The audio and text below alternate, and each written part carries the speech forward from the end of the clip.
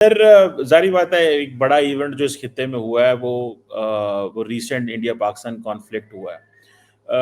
How do you see where is India Pakistan particularly after operation ये जो India कहता है जी कि ऑपरेशन सिंदूर पाकिस्तान कहता है Bunyan al Marsus where do you think where are we? हम देखते हैं कि नो टेरर और जहाँ तक पाकिस्तान देखता है वो उनके मुद्दा कश्मीर का है और कश्मीर का मुद्दा 47 से चल रहा है, टेरर का मुद्दा 1990 से चल रहा है।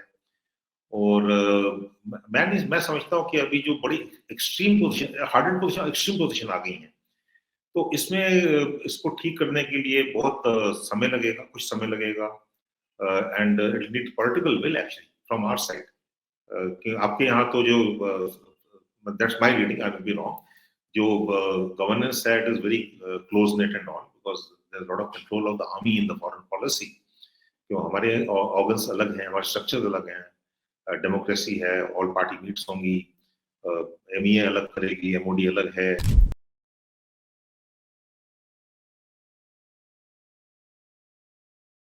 जी, हेलो दोस्तों, मैं हूँ कमर सीमाम और दोस्तों जैसा कि आप देख रहे हैं मेरे साथ मौजूद हैं लेफ्टिनेंट जनरल विनोद भाटिया साहब। आप स्ट्रेटेजिक थिंकर हैं, इंडिया के फॉर्मर डीजीएम रहे हैं और one of my favourite military personnel भी हैं। बहुत अच्छा बोलते हैं, अक्सर बड़ा मज़ा आता है सर से बात करने का। आज मेरा ख्याल है काफ़ी देर के बाद सर को मैंने रिक्वेस्ट की for the time. Thank you very much sir for your time for the show. Thank you Jeeva sahab, it's always a pleasure to be on the platform, बड़ा अच्छा लगता है and it's a thank good conversation always. Thank you very much, शुक्रिया। Thank you for sparing time sir. Sir, ज़ाहिर बात है एक बड़ा इवेंट जो इस खित्ते में हुआ है वो रीसेंट इंडिया पाकिस्तान कॉन्फ्लिक्ट हुआ है। How do you see where is India Pakistan particularly after operation ये जो इंडिया कहता है जी कि ऑपरेशन सिंदूर पाकिस्तान कहता है Bunyan al Marsus where do you think where are we particularly अब हम कहाँ पहुँच गए हैं? क्या क्योंकि हमने माजी में जो डिस्कशंस हुई हमें ये था कि हम खुद बेहतरी की तरफ जाएंगे, लेकिन इट सीम्स कि हम मजीद पीछे चले गए हैं। What is your take on इसके ऊपर सर, सिचुएशन के ऊपर राइट नाउ जो है? हाँ जी, अनफॉर्चुनेटली मेरे ख्याल से बड़े हार्डेड पोजीशंस हैं अभी दोनों साइड से, इंडिया से भी और पाकिस्तान से भी हार्डेड पोजीशंस में देख रहा हूँ अभी, और टाइम लगेगा। The problems are different actually.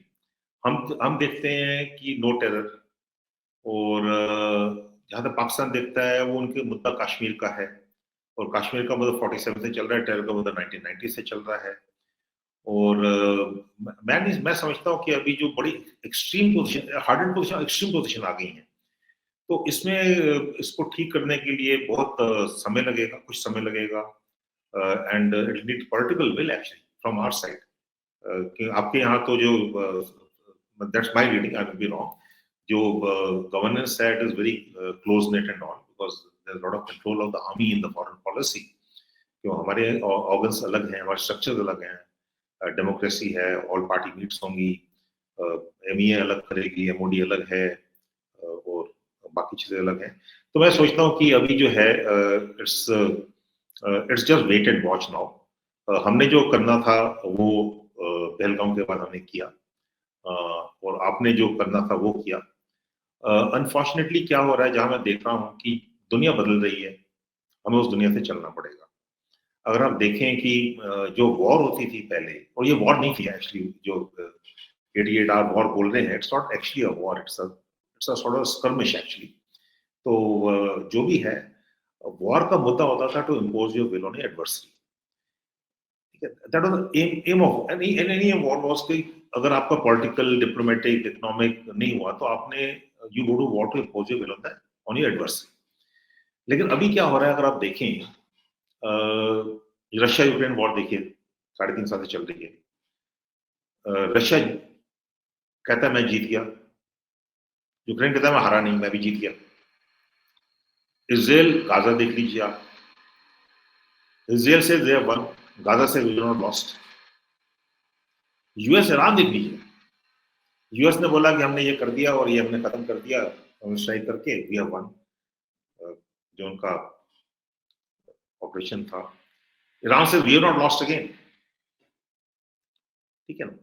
वैसे इंडिया पाकिस्तान के देख लीजिए, इंडिया से we are victorious, Pakistan, in the sense, says they are victorious. So we have to look at how to win, not from each other, but with each other. बिल्कुल सही कह रहे हैं। बस जनरल साहब ये सर बताइएगा कि पाकिस्तान के अंदर ये इस बात की जाती है कि basically India and Pakistan about 1.6 billion people और more than 1.6 billion people we are hostage to one crisis. एक इवेंट कहीं कश्मीर में हो गया या कहीं इंडिया में हो गया तो न्यूक्लियर जंग का खतरा है। ये अब पाकिस्तान ने ये बात करना शुरू कर दी है। इंडिया कहता है कि भाई हाँ जी, हम ऐसे ही करेंगे। अगर जैसे फॉर एग्जांपल इंडिया की नेशनल सिक्योरिटी कमेटी ने आई थिंक फैसला लिया कि अगर इंडिया के अंदर अटैक हुआ तो हम we will consider this as an act of war, ठीक है, तो हम इसको पाकिस्तान पे हमला कर देंगे। तो इट मींस के जो मैं थोड़े दिन पहले सुन रहा था पाकिस्तान के चेयरमैन जॉइंट चीफ को, उन्होंने कहा जी कोई क्राइसिस मैनेजमेंट मैकेनिज्म नहीं है, कोई डायलॉग की कोई बात नहीं हो रही। तो मतलब अब this is whole of India, this is whole of Pakistan. क्योंकि पहले होता था, आप खुद डीजीएम हो रहे हैं, आपको पता है, पहले बात होती थी कॉन्फ्लिक्ट में, इनकी कश्मीर में रहते थे, कॉन्फ्लिक्ट जोन में हम रहते थे। Now things have change, now this is whole of India, whole of Pakistan. और जो सेंट्रल चीज है कि we are hostage to one event in India and we are ready for any even maybe nuclear war. Do you think this perception और this is right? देखिए ऐसा है, 1989 से जो टेरर है वो टेरर जम्मू एंड कश्मीर में ही नहीं था, टेरर हर एक जगह था। चाहे मुंबई था 93, 96, 2008, दिल्ली था, दिल्ली दिवाली बॉम्बिंग्स थी, रेड फोर्ट था, पार्लियामेंट अटैक था, यू नो। तो जो हमारे इंडिया जो पब्लिक है, हमारे जो एपेटाइट है टेरर का वो खत्म हो गया। Strategic patience of India run out actually. और ये 1989 से 2016 तक दैट न्यूक्लियर ओवरहैंग है, न्यूक्लियर नेशन है। और ये मेरे ख्याल से एक नैरेटिव है जो बनाया गया ना। जब भी वेस्टर्न आप देखेंगे, आप तो इंटेलेक्चुअल हैं, आप थिंक टैंक रन करते हैं, पढ़ते भी हैं, हमेशा बोलेंगे India and Pakistan are two nuclear arm nations, ठीक है ना। ये एक वेस्टर्न नैरेटिव है। अगर India China nuclear arm nations नहीं है, India Pakistan nuclear arm nations है। When you talk of Russia, they don't talk about nuclear at all. When you talk of Israel, don't talk about nuclear at all. It's only in the context of India and Pakistan. क्यों? हम irresponsible है क्या? नहीं है। We are responsible nations, please. We have our differences, major differences. But ये जो Western narrative है और इसको build भी किया गया है, and let me also say that Pakistan take advantage of the narrative. But हमारा जो strategic patience है run out हो गया है, and despite that हमने एक strategic resolve दिखाया और strategic restraint दिखाई। अगर आप 2016 से देखें, सितंबर 2016 उड़ी के बाद, the only targets were the launch pads across the line of control in Pakistan occupied Kashmir, ठीक है। उसका 2019 में जब पुलवामा हुआ, उसके बाद there was a precision strike on Jabbar Top, which is commonly known as Balakot, and that is all it ended there. वहां से स्विफ्ट रिटॉर्ट आया। अगेन स्विफ्ट रिटॉर्ट ऑल्सो अगर देखें, मैं I served in that area, I know most of the area. The Pakistan air force came there, they came from the side of I, उधर से लाम से आए, नौशहरा गए और पूरा, और कुछ भी डैमेज नहीं करके गए। Why? Because no one wants escalation. India does not want escalation. Why should we escalate? ठीक है ना। Only thing is we are trying to do is जो मिस्टर जुल्फिकार अली भुट्टो की जो डॉक्ट्रिन थी to bleed India with 1000 cuts, जिसको general Ziaul Haq ने उसको शेप दी और 89 से ये शुरू हुआ। Now bleeding India with 1000 cuts has continued too long. अभी हम कहते हैं भाई ब्लीडिंग इंडिया with 1000 cuts हम चुप नहीं बैठेंगे। पार्लियामेंट में अटैक हुआ, पीरियड ऑफ पराक्रम, उसके बाद कुछ नहीं हुआ। Kargil हुआ, and Kargil was defying the India-Pakistan Shimla Agreement. The India-Pakistan Shimla Agreement is very categorical of 1972 कि all things will be resolved peacefully. We did not cross the line of control still. We made a lot of sacrifices. और 26 जुलाई आ रहा है, कारगिल दिन उसको मनाएंगे उसमें। तो अगर आप देखें तो हमारा स्ट्रेटेजिक पेशेंस भी खत्म हो चुका है।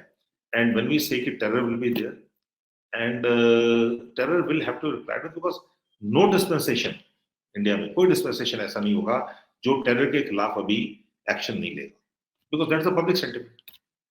डेमोक्रेसी है, पब्लिक सेंटिमेंट वेरी इंपॉर्टेंट। जल साहब, बिल्कुल आपने सही कहा कि एपेटाइट खत्म हो गया और strategic patience is over. But sir, आपको नहीं लगता कि द रियल थिंग जो कश्मीर और भारत और पाकिस्तान के दरमियान है वो कश्मीर इशू है, लेकिन इंडिया जब ये कहता है कि हम इसको मानते ही नहीं है, ये हमारा इंटरनल इशू है, that is one thing. Secondly, आप कहते हैं जी 370-35 हमने रिवोक कर लिया है, ये हमारी सुप्रीम कोर्ट है, ये हम यहाँ पे यूनियन टेरिटरी बना दी, हमने इतनी देर के लिए इनसे हक छीन लिया वोट का, यहाँ पे वोट नहीं होंगे। इंडियन सुप्रीम कोर्ट कहती है जाओ जहाँ पे जाके वोट करवाओ, तो फेडरल गवर्नमेंट सेंट्रल गवर्नमेंट को जाकर वहाँ वोट करवाना पड़ता है। And for long people are disenfranchised for one reason or the other, whatever the circumstances are. And then there is a resentment in the society in those people, and उसके पीछे भी एक हिस्ट्री है। So आपके यहाँ basically what Pakistan says कि आपके यहाँ वहाँ पे resentment है in the society, people are disenfranchised, लोगों को कहा गया तुम यूनियन टेरिटरी हो, हमने तुम्हारा ये राइट वापस ले लिया, हम तुम्हें अब ये करेंगे। And it is not a bottom up approach, it is a top down approach by the Indian government. तो देन वहां पे अगर कोई इवेंट हो गया तो आप कहेंगे पाकिस्तान जिम्मेदार है, हम पाकिस्तान, हमारा स्ट्रेटेजिक पेशेंस खत्म हो गया, हम तुम पे हमला करने जा रहे हैं।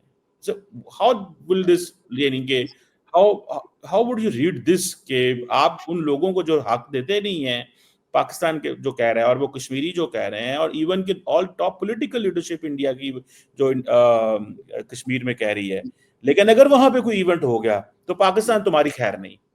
तो हमारा इसमें क्या, where are we in this? देखिए, ऐसा जो आपकी आर्गुमेंट है ना, उसमें थोड़ा सा उसमें डेवलप करना चाहूंगा। आप कहते हैं लोग डिफ्रेंचाइज हैं, आप जाके देखिए वहां पर अभी खुशहाली है। मैं होके आया हूं अभी, I spend 3 weeks this year, I spend 3 weeks last year also, ठीक है। और मैंने आपके शो में पहले ही बोला था ये, there were 2.6 crore tourist last year, not a single incident in Kashmir valley.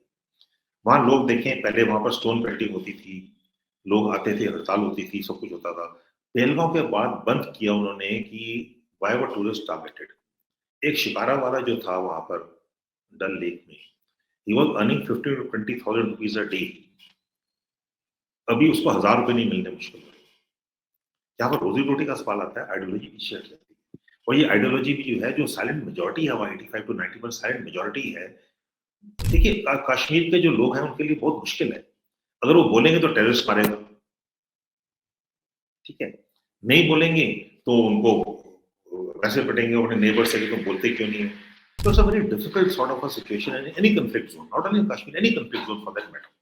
तो जो मैं कहना चाह रहा हूँ, वहां पर अगर जाके देखें, जो वहां पर पीस डिविडेंड है 2019 में, जब 5 अगस्त को 370 आर्टिकल को एप्रोगेट किया गया, सस्पेंड किया गया, था एप्रोगेट नहीं किया गया, उसके बाद कोविड आ गया। और अगर मैं आपको फिगर्स दूं वहां पर टेरर की, टेरर बहुत कम हो गया है, बहुत कम हो गया। मेरे पास फिगर्स हैं, मैं पढ़ी आपको दिखा सकता हूँ। टेरर एक्टिविटी सब क्रिटिकल, ठीक है, पहले बहुत ज्यादा होता था। और वहां के लोग जो हैं अभी, they are reaping the benefit, the peace dividend, what is happening out. आप देखें, अगर वहां जाएं, टूरिज्म भरा पड़ा है, उनका एक्सपोर्ट हो रहा है, सब कुछ, एप्पल्स बड़े पड़े हैं, उनका काम चल रहा है पूरा।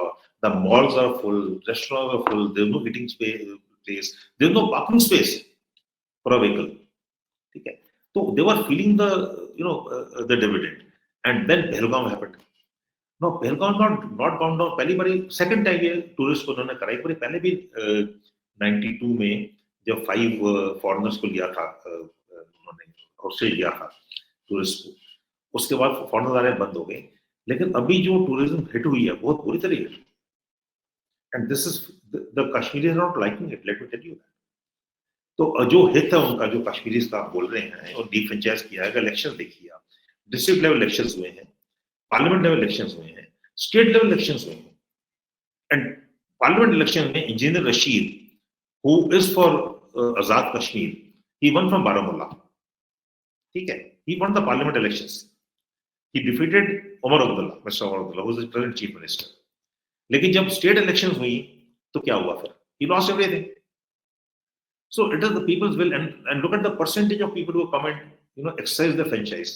आप तो बोले defranchised है, मतलब 70% 75% फ्रेंचाइज एक्सरसाइज कर रहे हैं और फिर हम बोलते हैं डिफ्रेंचाइज।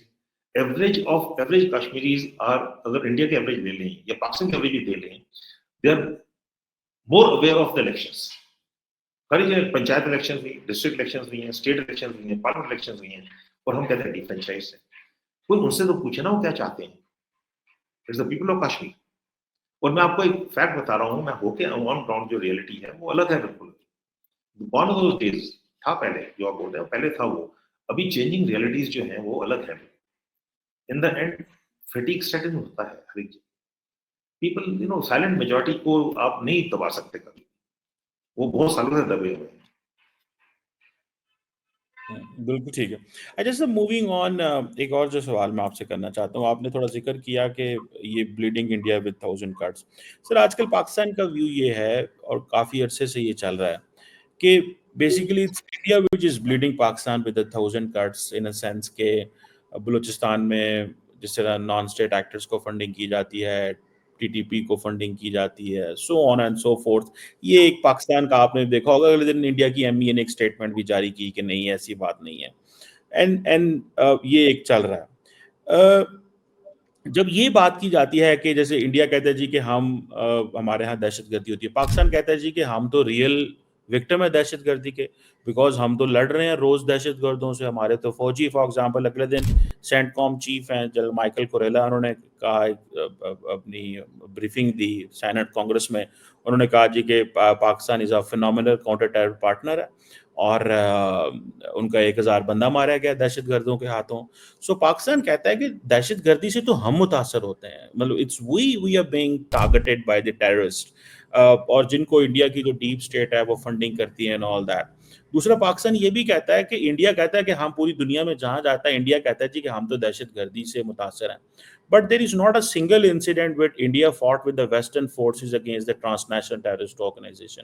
कभी इंडिया की फौज ने अमेरिका के साथ मिलकर या दुनिया किसी मुल्क के साथ मिलकर कोई अलकायदा या इस्लामिक स्टेट की के खिलाफ तो कोई जो है वो एक्शन नहीं लिया या उनके खिलाफ काम किया हो। ये पाकिस्तान है जो करता है, या पाकिस्तान ने किया है। सो इंडिया जो है उसकी टेररिज्म की डेफिनेशन ये है कि विद इन इंडिया, क्योंकि कश्मीर में जो लोग बोलते हैं उनको वो टेररिज्म करार दे देता है। वेस्ट दुनिया ये कहती है हमारे लिए लार्जली टेररिज्म जो है वो उनकी जो ट्रांसनेशनल टेररिस्ट ग्रुप्स हैं। सो ये जो सवाल है कि ये जो पाकिस्तान ने अपनी सर बात शुरू कर दी है कि यू नो ये हमारे यहाँ हम मुतासर हो रहे हैं। सो आपको नहीं लगता सर एक बड़ा डायलॉग चाहिए, क्योंकि मिसट्रस्ट तो बहुत हो गया है। इंडिया में इवेंट होता है, इंडिया कहता है पाकिस्तान ने कराया, पाकिस्तान में हो रहा है, पाकिस्तान कह रहा है इंडिया ने कराया है। तो सर एक हमें तो कहीं आगे की तरफ जाना चाहिए, हम तो बहुत, आपको नहीं लगता पीछे रह गए हैं? और इस पे आप इस नोशन को कैसे लेंगे? देखिए, Pakistan unfortunately has been in the centre of terror. 79 दिसंबर से शुरू हुआ था। 25 December 79 when the Soviet forces came to Kabul. Pakistan became the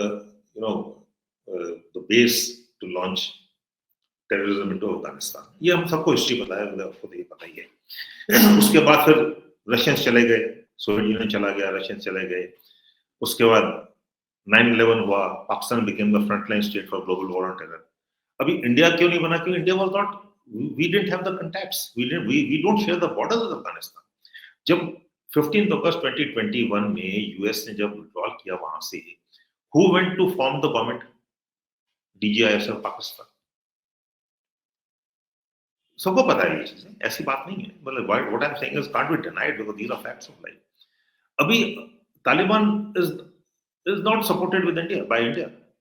अभी आप बोलते हैं बलूचिस्तान, हमारा कांटेक्ट नहीं है वहां पर, कैसे जाएंगे आप बताइए? Geographically we don't have any linkages. मेरा कश्मीर इज, आपने बोला हुआ है, मतलब आपके सब बोलते हैं ब्लीड इंडिया विद 1000 कट्स। मेरी बात समझ रहे हैं आप ना थोड़ी सी? तो there is a difference in perception, there is difference in beliefs actually. अभी तो ये बिलीफ हो गई है कि इंडिया कर रहा है तो हम भी करेंगे, पाकिस्तान कर रहा है तो हम भी करेंगे। That's not so. Facts are different. अभी Osama bin Laden was not in IMA Dehradun, he was in PMA Abbottabad. No one can deny that fact. ठीक है? And every nation looks at his own interest first. अगर मुझे देखना, मुझे choose करना पड़ेगा between any other country and my own interest, as a nationalist, I will choose my interest. So the Western countries choose their interests. They needed Pakistan to fight the global war on terror, उनके bases वहां पर थे, ठीक है। They needed Pakistan for their own geopolitical ends. India has been a non aligned nation right from the beginning. we say we are studying, आपने CENTO sign करी, Pakistan signed the CENTO in 1954, I think, or 52. I'm not too sure about the date. I may be wrong. But 15 में CENTO का हिस्सा बने.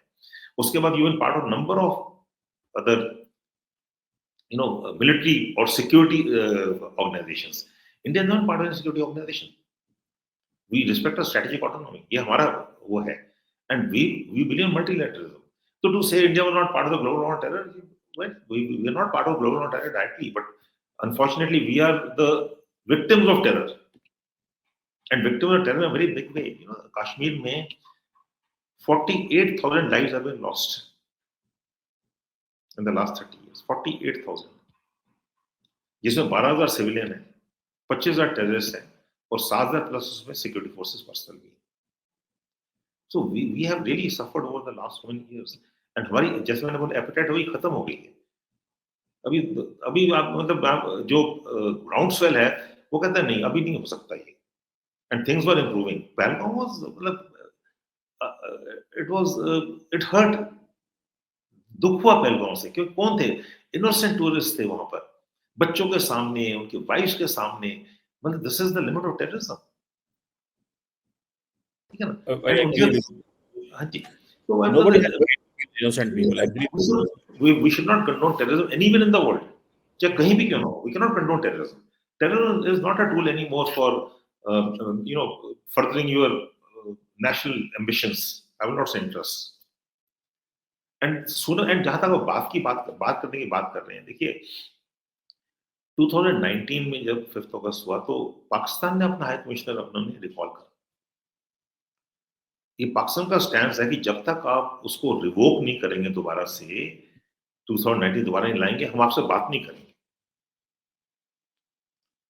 ये तो कोई नहीं बात करता, सब बोलते हैं इंडिया बात नहीं करती. इंडिया कहती है terror and talks will not go together. I agree with that. But जहां से इनिशिएशन हुआ, किसने रिकॉल किया अपने हाई कमिश्नर को? पाकिस्तान ने रिकॉल किया, इंडिया ने नहीं करा. उसके बाद करेंगे as a reciprocal measure. Pakistan ने बोला जब तक आप वापस 370 नहीं लाएंगे आर्टिकल, हम आपसे बात नहीं करेंगे. तो now we are actually stuck where we don't want. There was a time in 2004 to 2008, the composite dialogue. It was a very good dialogue going on in all aspects. I think it was good for both the countries. फिर मुंबई हो गया. मुंबई होने के बाद देखिए democracy में कौन सी government है जो बात कर सकती है उसके बाद? They will lose the mandate. So there are compulsions in the systems actually. आपके यहाँ सिस्टम थोड़ा है, सेंट्रल सिस्टम है, and the India policy is driven by the Pakistani army. And the Pakistani army is the policy. Pakistan में वैसे ये समझा जाता है कि जो इंडिया पॉलिसी है, let me quote Ajay Bisaria साहब, the former high commissioner to Pakistan. He wrote a book, Anger Management, बड़ी recently. हमने पढ़ी. Yeah, बड़े अच्छे हाई कमिश्नर थे. When he was here, I had the honor to meet him at few receptions. तो उन्होंने कहा कि the Pakistan policy in India is controlled by the PMO. So the question is कि जो Indian high commissioner है यहाँ पे, obviously ये भी तो मैडम है यहाँ पे चार्ज दी अफेयर, तो obviously those who are here they are clueless. So जैसे आप कह रहे हैं कि हमारे यहाँ फौज करती है, इंडिया में PMO करता है या अमित शाह साहब करते हैं या दोवल साहब करते हैं, बियॉन्ड दैट MEA को तो बस बताया जाता है कि क्या कर रहा है. Sir moving on to interesting part. Sir ये पाकिस्तान के अंदर तासुर ये है कि जब ये हुआ ऑपरेशन, क्या नाम है, पहलगाम का इंसिडेंट हुआ, तो इंडिया वाज एक्सपेक्टिंग कि immediately India will get a green signal from the world and कि जी हाँ आप जो है कंडेम तो सब ने किया, लेकिन nobody gave India green signal कि आप पाकिस्तान पे हमला कर दें. ठीक है, तो वो एक सिचुएशन थी. तो इंडिया ने जब हमला किया तो ट्रम्प ने कहा कि दिस इज शेम. पहला वर्ड उसने बोला था कि ये शेम है, कि नहीं होना चाहिए था. How does India see United States after this incident? क्योंकि इंडिया के अंदर जो गुस्सा इस वक्त नजर आता है वो ये है कि भाई आप हमारे पार्टनर हैं, बल्कि there is a term called comprehensive global strategic partner coined in June 2023 when Prime Minister Modi went Washington to meet Biden साहब and all that. लेकिन when it comes to Pakistan, तो अमेरिका इंडिया के साथ ही नहीं खड़ा हुआ.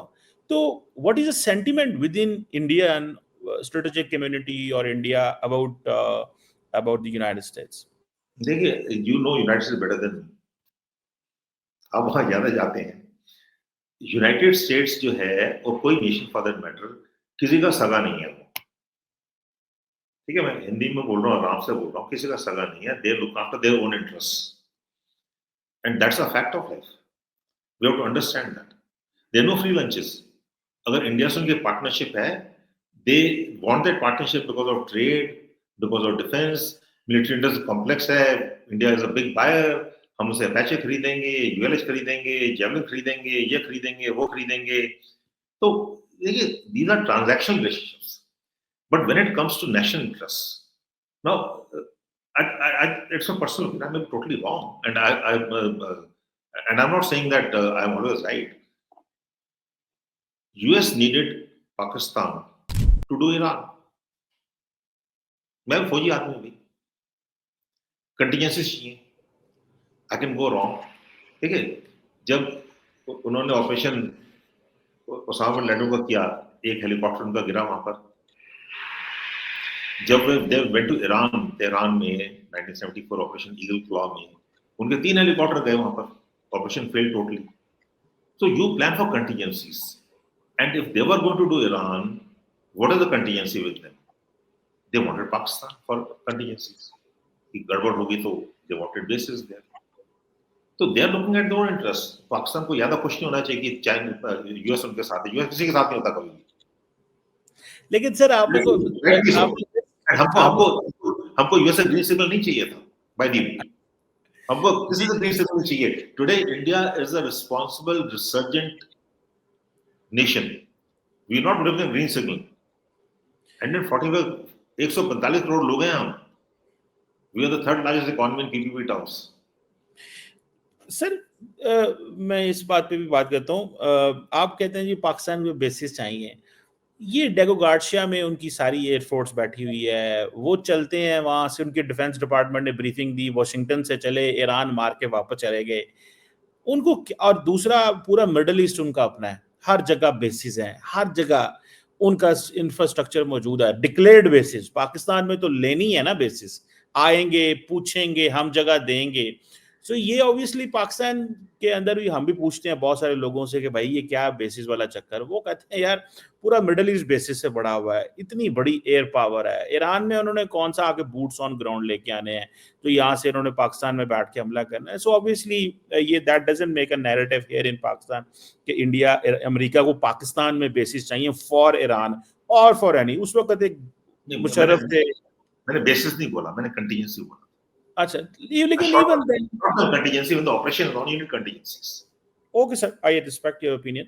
लेकिन सर ये अभी आप क्या समझते हैं कि इंडिया और अमेरिका के ताल्लुकात where do they stand now? अब कहाँ पे हैं वो? क्योंकि पर्टिकुलरली जब अमेरिकी सदर ने को 20 दफा ये कहा है मैंने सीज फायर कराया है, मार्को रूबियो ने भी कहा है मैंने सीज फायर कराया है, इंडिया मानता ही नहीं है उन्होंने सीज फायर कराया है. कि जी नहीं उन्होंने सीज फायर नहीं कराया, ये हमारे दोनों मुल्कों की बात है. लेकिन असल बात तो यही है कि जिस दिन जब जंग हो रही थी, आप भी देख रहे थे, हम भी देख रहे थे, पहली जो ट्वीट है या मैसेज है वो ट्रम्प ने कहा कि सीज फायर हो गया, फिर मार्को रूबियो ने कहा, फिर इसाक डार ने कहा, और फिर जो भारत के फॉरेन सेक्रेटरी साहब हैं वो मीडिया पे है. सो तरतीब तो ये थी. सो दुनिया कहती है कि सीज फायर अमेरिका ने करवाया है, अमेरिका भी यही कहता है, लेकिन भारत नहीं मानता. सो ये जो चीज है, आपको क्या लगता है ये कितना बड़ा अमेरिका और इंडिया के दरमियान एक कन्फ्रंटेशन पॉइंट है? देखिए, जो हमारा स्टैंस है बड़ा क्लियर है कि हमने जब ऑपरेशन सिंदूर शुरू किया, उसके पॉलिटिकल ऑब्जेक्टिव था और उसका मिलिट्री एम्स थे. It was definitely to destroy the terror camps. ठीक है, तो नो टेरर कैंप हमने रात को टारगेट करे 6-7 नाइट को. 23 मिनट्स का ऑपरेशन था टोटल, और उसमें 7 टेरर कैंप्स थे जो पीओके में थे, लाइन ऑफ कंट्रोल के उस तरफ, वो 2 टेरर कैंप्स जो पाकिस्तान में थे, भावलपुर और मुर्द के, ठीक है। In the 23 minutes, we only targeted this thing, and we came next day and said it's a measured response for terror camps only. We have not targeted any military establishments or military assets of Pakistan, or no collateral damage was done. That was very clear, ठीक है। And बड़ा precision सा operation था वो। And अभी तो the war has changed, it's all about drones and disinformation actually. So उसके बाद क्या हुआ, Pakistan had to retaliate. They have a right to retaliate. They retaliated, but again they retaliated with again long range weapons. And then on the 10th we carried out seed and deed. तो उसके बाद हमें जो वहां पर उन्होंने Trump बोले हैं, जो ये दुनिया बोले, वही मैं आपको बता रहा था कि India has taken a independent stance to do what it has to do, and we did not want a green signal from anyone. We are not waiting for green signal, we are waiting for own preparations actually. We didn't want to target military installations of Pakistan. We didn't want carry any collateral damage, and that takes a little time. And उसमें भी क्या था, time तो था ही है, because we had said so openly कि हम करेंगे। तो unfortunately we had no strategic surprise, no tactical surprise, no operational surprise. सबको पता था करने वाले हैं, पाकिस्तान को पता हम करने वाले हैं। तो जहां तक तो रोज आप भी ट्रूथ सोशल, मैं भी ट्रूथ सोशल में, ठीक है ना। तो this is the world we have to live with. We are not saying that अभी ट्रम्प जी ने कुछ बोल दिया तो ये है, this is what it is, this is the world we have to live with. This is a world of disorder, this is a world of ambiguities. We have to live with ambiguities, ठीक है। And we have to look after our own interests, and US got to look after our own interests. That's what I'm trying to say. And Pakistan will look after their own interests. But the fact remains, two, three things which are very categorical now. Act of terror will be an act of war. Terror and water will not go together. ये एक new normal है अभी, तो ये हमको समझना पड़ेगा। बिल्कुल सही सर। एक आखिरी क्वेश्चन मैं पूछ लूं जाते जाते आपसे, आपकी मौजूदगी का फायदा उठाते हुए। सर ये जो इंडिया ने पाकिस्तान पे हमला किया, अब पाकिस्तान ये कहता है कि पहले होता था कि इंडिया पाकिस्तान के टेरिटरी में आएगा तो हम जवाब देंगे, जो 2019 में हुआ कि इंडियन जेट्स आए और हमने जवाब दे दिया। अब पाकिस्तान की डॉक्ट्रिन है कि नहीं, जहां से हमला होगा हम वहीं पे मार देंगे। यानी कि दिस टाइम अगर फॉर एग्जांपल इंडियन एयरफोर्स ने अगर इंडियन साइड से पाकिस्तान पे अटैक किया, तो हम भी वी विल नॉट वेट कि वो पाकिस्तान की टेरिटरी में है, क्योंकि अब दोनों के पास वेपन्स इस तरह के हैं कि दूर से मारा जा सकता है ऑब्वियसली। तो वो हमने पाकिस्तान ने रिस्पॉन्ड कर दिया। तो ये जो पाकिस्तान कहता है कि जी हमने फॉर एग्जांपल 6 जहाज गिराए, obviously India doesn't give the number के जी, वो एक उनकी अपनी एक है जो भी इंडियन आर्मी की या गवर्नमेंट का पॉलिसी है। बल्कि अभी अगले दिन एनएसए दोवल साहब कह रहे थे अगर एक शीशा भी टूटा है तो मुझे बताओ। तो सीडीएस साहब कहते हैं कि नहीं जहाज गिरे हैं, लेकिन वो हमने दूसरी जो इंपॉर्टेंट चीज थी, उन्होंने कहा कि 2 दिन हम जहाज नहीं उड़ाए हमने, और हमने 10वें दिन 10 तारीख को दोबारा जो है वो फुल माइट के साथ। डोंट ये जो मैसेज है कि 2 दिन जहाज ना उड़ा सकना, डोंट यू थिंक कि ये एक बहुत बड़ा ड्रॉबैक एंड प्रॉब्लम बना कि शायद इंडिया पाकिस्तान की एयरफोर्स को या रीड नहीं कर पाया, उनको अंडरस्टैंडिंग नहीं थी कि क्या होगा, या अगर पाकिस्तान जिस तरह कहता है कि जी फला फला जहाज है उनके ये टेल नंबर है, हमने हमला किया, इंडिया कुडंट रिस्पॉन्ड, तो या इंडिया की तैयारी उस तरह नहीं थी और उनको कहा गया कि बस आप करें, एंड जब ये चीज उन्होंने पाकिस्तान की साइड से देखी तो दे मतलब एक नया चैलेंज सामने आया, तो उन्होंने 2 दिन के लिए जहाज ही जो है वो जिससे उन्होंने टेक्निकल जो उन्होंने उसकी जो प्रॉब्लम्स हुई उसको मिस जो हुई उसको ठीक किया। डू यू थिंक कि ये एक तैयारी नहीं थी? डू यू और यू थिंक कि इस तरह के इश्यूज जब हालात पैदा होते हैं तो चीजें हो जाती होती हैं फौजों के दरमियान, ये एक नॉर्मल चीज होती है, और खास तौर पे ये जो ये अभी नंबर ना देना कि हमारे कितने जहाज गिरे हैं, व्हाट इज द लॉजिक और साइंस क्या हो सकती है इसके बीच में सर? देखिए ये तैयारी तो पूरी हो, I'm a military man, ऐसा तो नहीं कि तैयारी नहीं करूंगा। These are contingencies we always prepare for, and तैयारी तो पूरी थी। जो मुद्दा था हमारा, जो हमारा इस ऑफ सिंदूर का जो पॉलिटिकल ऑब्जेक्टिव था, मैं पढ़ता हूं आपको। It was conceived to punish perpetrators and channels of terror. और दूसरा था aim to destroy terror infrastructure across the border. So we were not targeting Pakistan Air Force or Pakistani Army or Pakistan military assets or Pakistani people. We were targeting the terror camps जहाँ से ये होता है, and exactly वही 9 terror camps हमने target करे, ठीक है? And we were very sure about it कि हम we will not do collateral damage. Thereafter, what Pakistan did, they targeted the military targets, and then we targeted the military targets. और ये balance sheet नहीं है, it's not a balance sheet. Then, no, let's not look at the balance sheet. When there are, whenever we have such skirmishes or whatever, 88-hour war, there will be losses on both sides. Okay. So I'm not going to talk about losses, but did India achieve the political end state and the military objectives? The right answer is yes. This is a very sharp, swift, and very focused operation where we just did it. And let me also tell you that as a military man, foreign armies and military systems they're already studying this. कैसे किया गया? It's very precision. And like I said, technology was used both by Pakistan and by India. And today, the concept of war is changing. That's what I'm telling you. Today, no one is losing a war. Everyone is winning a war. So is war a solution anymore? That's the question I'm asking. It will always be there. But will it solve issues? Like you used to do earlier, पहले आपने जब war होती थी तो you had a culmination point, you had an end point and thing. But nowadays, it's an unending war. Russia-Ukraine unending war है, unfinished war नहीं, unending war है, वो तो चल रही है. तो दोनों साइड जीते हैं, इजराइल वाले देख लीजिए. So that is why I think India, Pakistan we had a short aim, and that aim was achieved. And I also feel like at the cost of reputation, terror will not be acceptable to the Indian public anymore. बिल्कुल ठीक हो गया sir. Thank you very much, Lieutenant General Vinod Bhatia sahab. Sir, it's always pleasure talking to you. It's great to learn from you always. Thank you very much for your time, sir. Thank you, sir. Thank you very much. आपसे बहुत अच्छा लगा बात करके, बड़ी अच्छी बात होती है. I wish that we can carry this piece forward, but that's a wish. Inshallah, sir. Thank you very much. Yeah.